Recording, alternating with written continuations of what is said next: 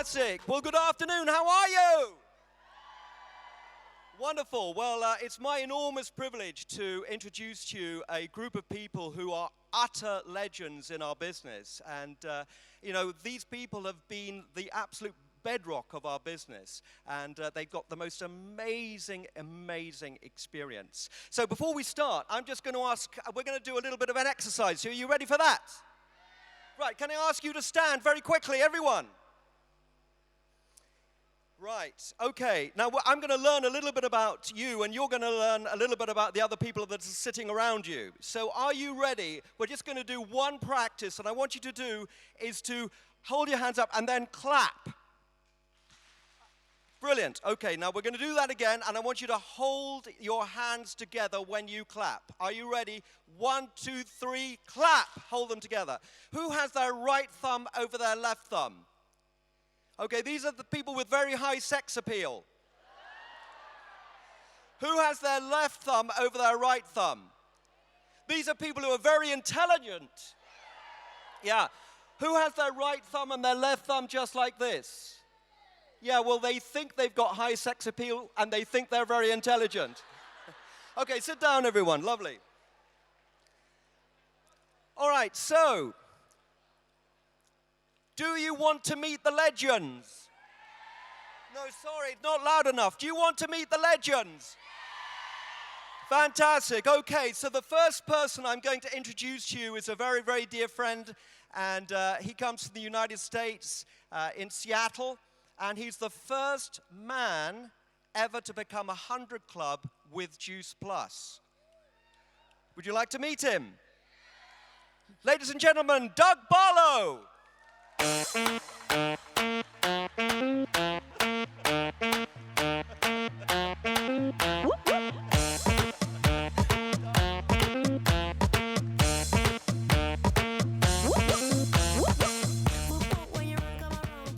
Okay, well that was exciting, wasn't it? There we go. I noticed one thing, he's not wearing any socks, so that could be a secret. Okay. The next couple I'd like to introduce to you are very, very dear to my heart. This couple are the people really, they're the reason why I'm in the business. And they have been unbelievable in the way they have supported me. I couldn't have ever dreamt for a better upline. So would you join me in giving an enormous round of applause to Sue and Bob Burdick. Can't be sleeping, keep on waking without the woman next to me. Guilt is burning, inside I'm hurting. This ain't a feeling I can keep, so blame it on the night. Okay, the next person I'm going to introduce is equally dear to me. And this person, she's from Germany, and she has one of the largest businesses in Germany, her and her husband, but her husband's not here today. And I remember when this wonderful woman turned up in London, and she said to us, we were working there on London, we just got going, she said, can you help me? We don't really know what to do. And they knew nothing about our business, and they went on into Germany to become absolutely massively successful. So would you join me in giving an enormous round of applause to Birgit Planger? I just came to say hello.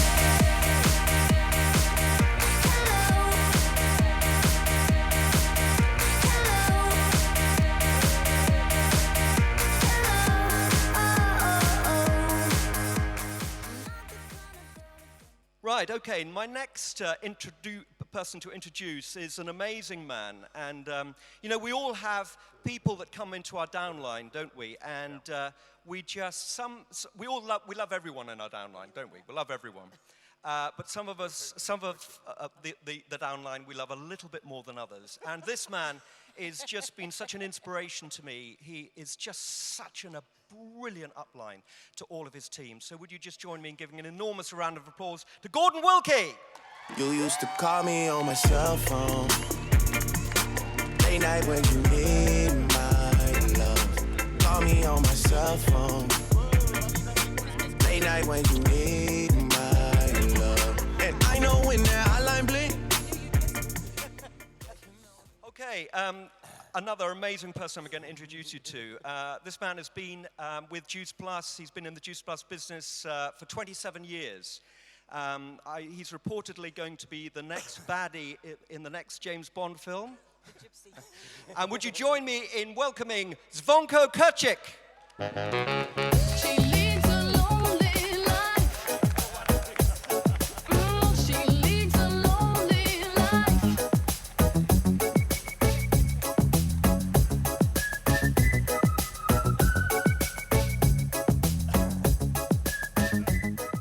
Okay, so the final person that I'm going to introduce you is the person who is the longest serving distributor in Ireland. So, you know, it was about 25 years ago that we got going there, a little bit longer than that, and he has been an absolute foundational person for the whole of that business there. So would you join me in welcoming Eddie O'Shaughnessy? Come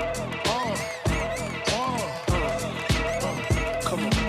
Hot, sicker than your average. Pop a twist, cabbage off instinct. Niggas don't think shit, stink pink gators. My Detroit players. Tim's for my hooligans in Brooklyn. Dead right, if the head right, Biggie there, air night. Papa been smooth since days of Okay, so here we go. We've got some fantastic questions, and I'm sure you're sitting on the edge of your seats wondering, my goodness, what's he going to ask them? There's so many questions that we could ask, but there's some key ones that we want to ask, and we hope that this will really, really be helpful for you. So the first person I want to ask a question to is Gordon Wilkie. So, Gordon, are you ready? I'm ready. Now, it's interesting, when we join the business, there are a lot of other people that join at the same time. And, you know, needless to say, the day that you signed up, there were a lot of people that signed up on that day, and there were a lot of people that signed up in that year. But some people become much more successful than others. That's just the way it is. And the question I want to ask you, Gordon, is what single factor do you think has differentiated you from all the other people that signed up when you did? Good question, James. I actually don't think it was just one factor, actually. I joined on the 19th of September, 1991, and, you know, had a great deal of success in terms of kind of introducing the product, introducing the business in my first 30 days. I think I saw 75 people in my first 30 days. There was no such thing as social media there, so that was good going in those days, I can tell you. But I heard about a conference in America, in New Orleans, and I think that's the catalyst that really has kept my vision, if you like. I went to America, I kind of took everything in. I saw average people making above average income. And I know we hear that all the time. But then I thought, hey, listen, if they can do it, I can do it. And I came back to the UK from there. I had this vision in my mind that at some stage we would have 3,000, 4,000, 5,000 people in the room. And look around you today, that's where we are. I also employed myself. And, you know, my background was business, so I knew that I wasn't going to, you know, kind of be successful without employing myself. But what I did have was a burning desire to be successful. And I was a willing worker. I was teachable. I had mentors that helped me along the way. And I also knew in the back of my head, if I wasn't going to be successful to start off with, don't worry, just try again. And that was what kept me going. Probably the other thing that was most important in my life was that someone told me, and I'm sure it was another conference, might even been Jeff Roberti, find yourself a buddy. And I think that's important for everybody in the room. And that buddy could be your upline, it could be your crossline, it could be anybody you want to start off with. But as some of you might know, I found my buddy at a German conference in Wiesbaden, and ended up being my wife, actually. But, you know, the good thing about Michelle and I is that, you know, although I may be the front runner of it all, she's my rock. She's the person that really grounds me. She's the one that kind of advises me. I maybe kind of like get all impulsive, but she pulls me back to earth. And she shares my successes, and she also picks me up when I'm down, and that's so important. And then really the last thing that I think has kept me going is that, you know, we're all we've got a bit of fun in us, every single person. And that's the thing that I think you've got to portray. No one wants to join people that are not having fun. And we'll hear later on, you know, it's enjoying the process, having fun along the way, and success is a journey. Enjoy the journey. Thank you. Thank you. Big round of applause for Gordon. Thank you. And Gordon has been in the business for Sorry? You've been in the business for Here's how long, what? how long have you been in the program? 25 years. 25 years. Amazing. Wonderful. Thank you. Thank you, Gordon. All right, so the next person I'd like to ask you a question is Eddie. Eddie O'Shaughnessy. Now, it's one thing, obviously, to sign up as a distributor. It's another thing to make the move towards the higher positions, and particularly the position of National Marketing Director. So, Eddie, the question I want to ask you is, what was it that made you determined to go NMD? Well, I think for me, what happened when I started the business, it was back in '93, and most of the people I spoke to, most of my friends that I approached about the business, they told me it wouldn't work. A lot of people told me that it was a fad and it wouldn't last very long. And some people told me that it was a scam and I should stay away from it because I was an accountant and I should know better, is what really they were telling me. And I think that kind of reaction really got under my skin, and I was determined, I suppose in one sense, I was determined to prove them wrong. And that was a big driving force for me. But I think the key, probably moment for me was I went to a conference. I think I was a direct distributor. I went to a conference in America, in Orlando. Actually, the one that OJ was supposed to be speaking at, that's the one I was at, funny enough. But there I saw the future. I saw the future for me, and I saw really a vision of what we could do back in Ireland. And when I came home, I made a decision that I was going to go NMD. And I think it's in the making of the decision. Everything happened from making the decision. And I think today, at this conference, this weekend, if you make a decision that you are going to be successful here, make the decision at this conference, the doing of it becomes easy. It's just to make the decision is the key, and that's what it was for me. Thank you, Eddie. Great. Big round of applause for Eddie. Fantastic. Okay, my next question is going to go to Sue Burdick. Now, Sue is an absolutely unbelievable person, and I have the privilege of being frontline to them, to Bob and Sue. And I just want to ask a question. How far would you go to track someone down? How far would you go to connect with someone? Well, I was in the US about 28 years ago, and I checked in for my plane, and I was actually on the plane.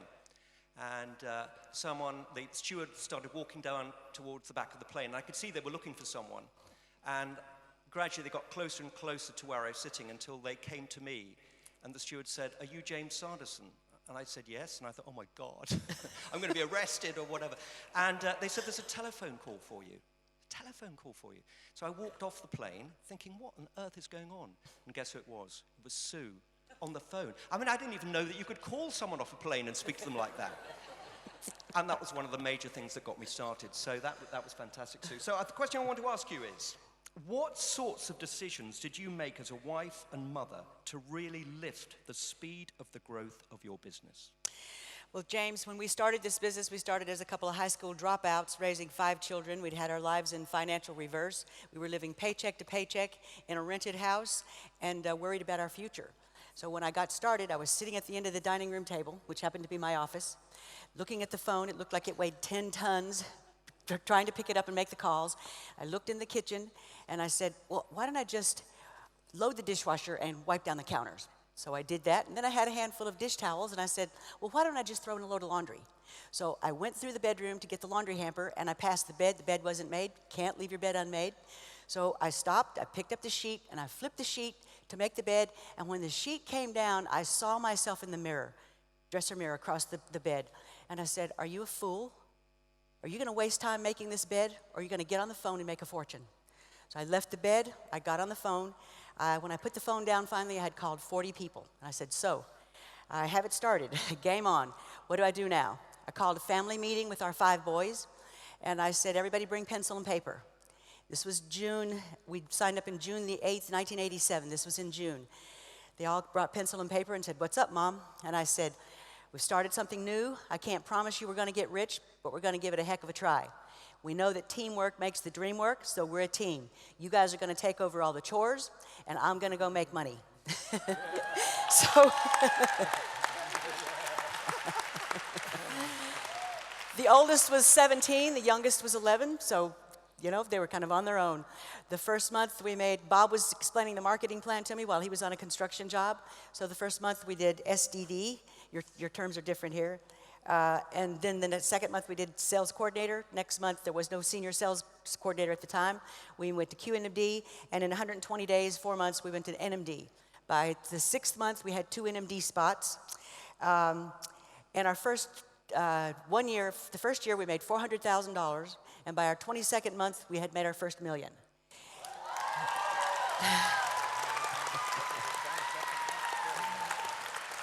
In that first year, we were able to leave South Florida and in a rented house, driving a couple of old jalopy vehicles, move back to Georgia, buy back a little small farm that we had lost due to foreclosure. And so we bought back a house that we had built with our own 2 hands and raised our kids there. And that was 29 years ago. And we are now, our children are grown.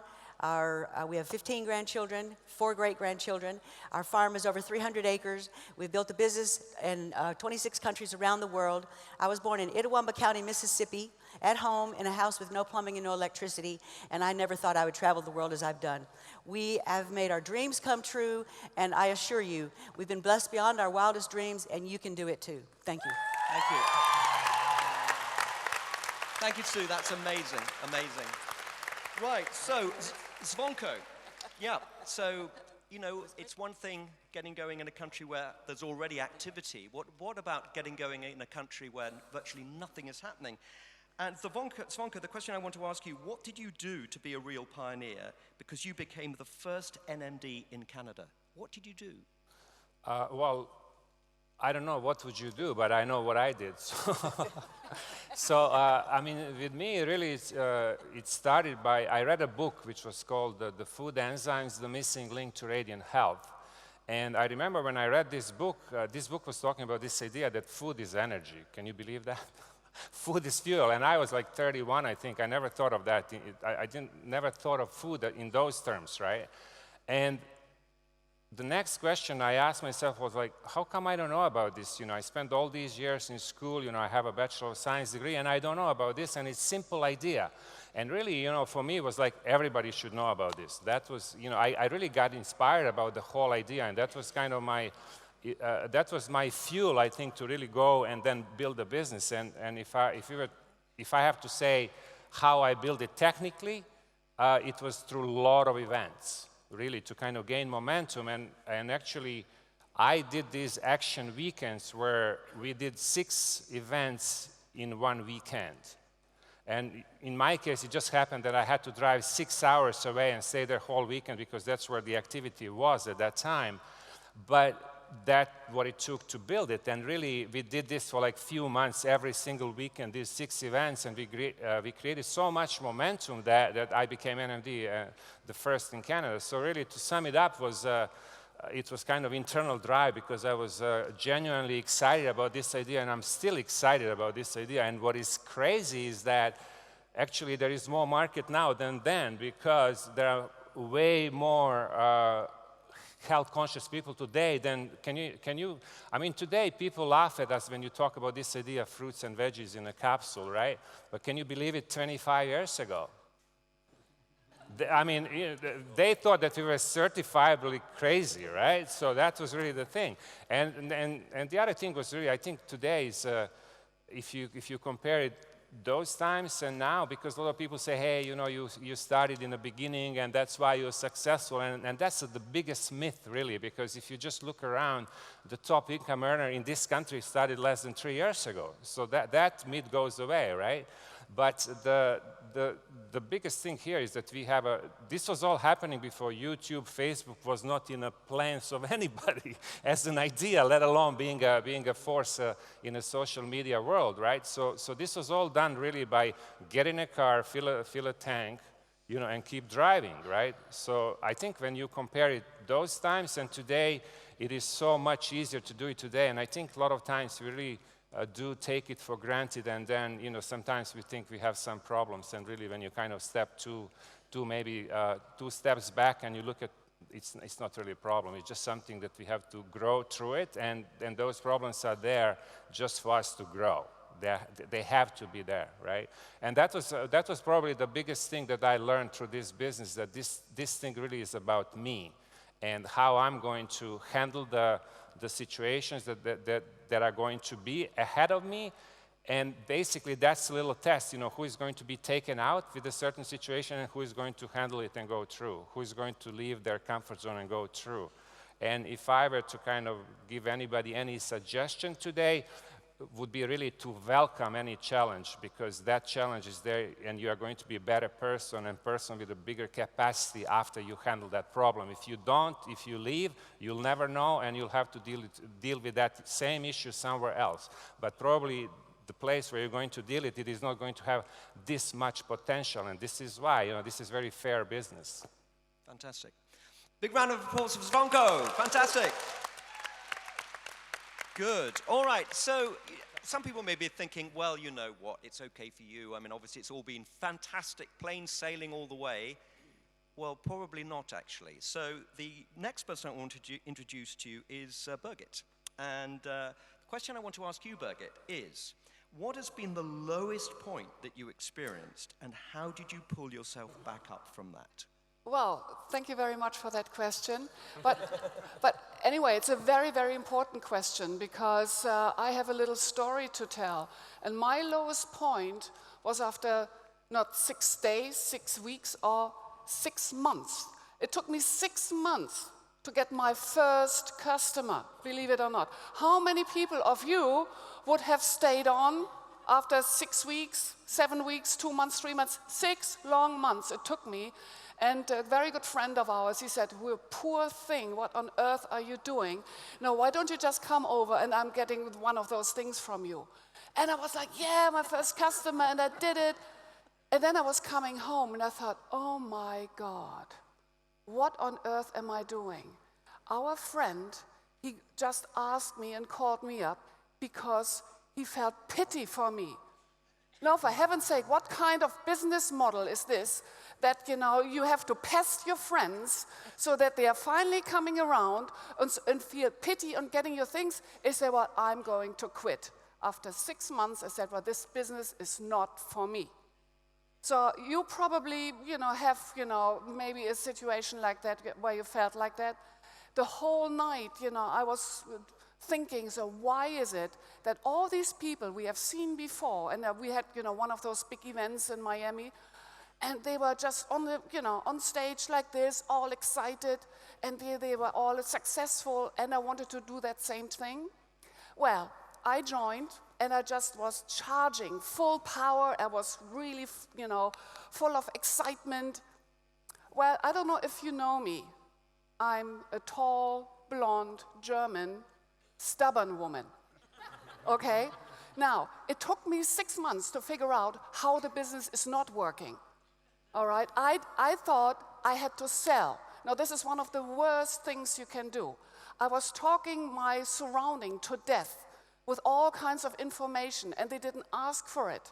Now, they were calling behind our backs saying, if Birgit is calling, say you have no time. My friends shied away from me or from us. I was not invited to parties anymore. So why is it? And it all boiled down of selling, which we are not doing. We are telling stories, we inspire, and I was pressuring people. And if you really boil that down to the very, very point, it is communication. How to talk to people in such a way that they are begging you to get more information.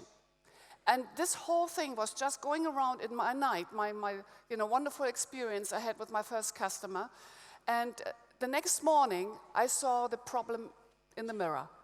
Who knows the expression? Okay. So I was this big, tall, stubborn, blonde woman, and I thought, oh my God, I did it all wrong. And from that point on, I was learning how to do it the right way. I became teachable. Hallelujah. I was talking to people. I was getting advice.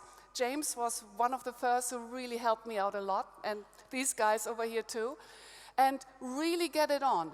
Even though we are living now in social media times, but even on social media, you have to communicate the right way. You would like that the people are coming back to you and saying, well, what are you doing? This sounds very, very interesting. Our words can ruin everything, or they are so interesting that they are saying, Birgit, whatever it is, this is so exciting. You have to sell the destination, not how to go to the destination. When you're booking a vacation, you have this beautiful island and palm trees and water. You don't explain what kind of airplane you are having, sitting on row number 17 on a reclining chair. Who cares less? But you have to really paint a picture so interesting that it really resonates with your other one. You are not the important one. The other one you are talking to, what is important for them? I learned it that way, and I hope, I gave you a little, golden nuggets for you to think about. I wish you all success. If you have questions, come back to me. Anyway, enjoy the conference. Thank you, Birgit. Fantastic. Great. All right, so now moving on, our second to last person who's going to be speaking, Doug Barlow. Doug. James. So we see Doug a lot on Facebook, and he always seems to be having the most amazing time. And so, Doug, how would you describe the fun and lifestyle you are experiencing to a new person just starting? Well, before I get started, James, I just want to thank Simon for inviting me on the stage. And a quick, big shout out, happy birthday to Tim Emmett. Happy birthday, Tim. That's part of how you have fun. I think, if I answer that question honestly, then it's about me. And so when I'm sharing about what we have to offer people in terms of an opportunity, it really comes down to what we call high-yielding questions. And whether it's face-to-face, social media, you actually have to find out what isn't working, for me, what isn't working in a person's life, and then, you can answer those questions with solutions. But I think in the beginning, it was just raw enthusiasm and excitement that people were like, I'm not sure what that guy's on, but I want some of it. And I was excited. But as I've so-called matured into this business, I find that sometimes you wind up signing up the wrong people too quick. You're like, you're just in a hurry to sign up distributors, sign them up, and then you realize, wow, I've got this team of people that's not doing anything. And it can be very frustrating. So asking lots of questions and then providing, well, I don't know if this is for you or not, but this is what I've found. And this is what it's offered me. Maybe you should take a look. And so it's very kind of open-ended rather than, I think, nobody likes to sell, but everybody wants to find a solution to their challenges. And the one thing that I'll share that I think it's great, I looked around in the audience when I sat down yesterday, and I was like, wow, look at all these young people. I've been my children's activity director for since I think 2008, when we lived in England for 3 years and we moved home. And I made a choice that I'm going to be a father to my daughters, and it's been the best thing that I could have done. So a couple things for the young people is that when I got started, I'll never forget, Jeff Roberti said, this is an opportunity, and you never know how long that window of opportunity is going to be open. And we don't know does anyone know what the future really looks like? All you can do is sort of take action with what you want to create in your life. So I thought, maybe I've got 5 years. And if I was going to compress a lifetime's worth of work into a couple years worth of time, I better get busy. And the one thing I had was a work ethic. So when you're looking for people, what have these people done in their life that would give you an inclination that they're actually going to do the work required? And who knew? Like, when I signed my distributor app, I think it was September 5th, 1994, I'll always be grateful for that lovely woman, Dr. Mitra Ray, who shared Juice Plus with me. Thank you. Yeah. I thought, I better get busy. And I never knew that 22 years later, I'd be here, watching this thing get better than it's ever been. So in the end, just, ask questions, show interest in what other people are doing, ask what bothers them. If there's one thing you could change in your life, what would it be? And in the end, it's all about the fun. Thank you. Fantastic. Doug Barlow. All right, my final question, and the final person we want to talk to is someone who is just so unbelievable. Bob has been a huge mentor to me. And Bob has never said to me, James, you need to do this or need to do that. All he's ever done is led by example. And I used to ring him, when I first got going, I used to say to you, how are you, Bob? And you always used to say to me, unbelievable. And it used to irritate me so much. But anyway, that's the way he is, and he's such a motivator and such a wonderful person. So, Bob, what has been the biggest driver that has kept you moving forward? The need for residual income when I first got going. All right. In construction work, every time the economy goes south, so does your job. So every time we'd start to get ahead, the economy would change. Couldn't find enough work. I don't believe.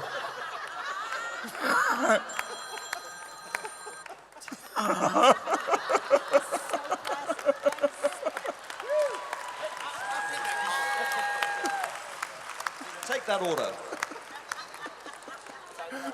My apology. More than anything else, I just wanted to make $1,000 to $4,000 a month residual income. I think that would change our family's life. I was tired of telling my kids, no, everything was too expensive. I learned from Jim Rohn, things aren't too expensive. There were simply things I couldn't afford at that time. And I had hopes of the unlimited income. So that's what got us started. Today, what keeps us going, I think, is the mission, giving back, and the legacy, both to our personal family and to our Juice Plus family. Giving back what the Juice Plus family has given to Sue and I and our entire family. Yeah, fantastic. And then just one final question. What do you see for the future? Oh, the best is yet to come.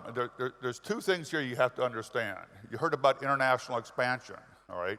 We're only in a small part of the world today, and look what's happened. With international expansion, and the other thing, I don't want to sound negative, but fruits and vegetables make sense to people, right?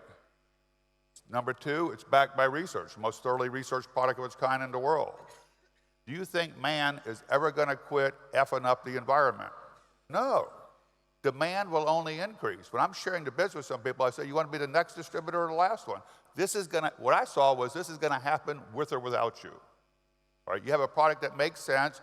People need it from the womb to the tomb. So everybody's a suspect, or prospect you call it. My background says suspect, okay? So as I see it, between the common sense of the product, demand increasing around the world for fruits and vegetables, good quality stuff, and the expanding of the international market, the best is yet to come for those that seize the moment. Fantastic. Words of wisdom. So we're out of time. Thank you very much for your attention, everyone, but thank you amazingly for our wonderful legends. Big round of applause. Nossa, assim você me mata. Ai, se eu te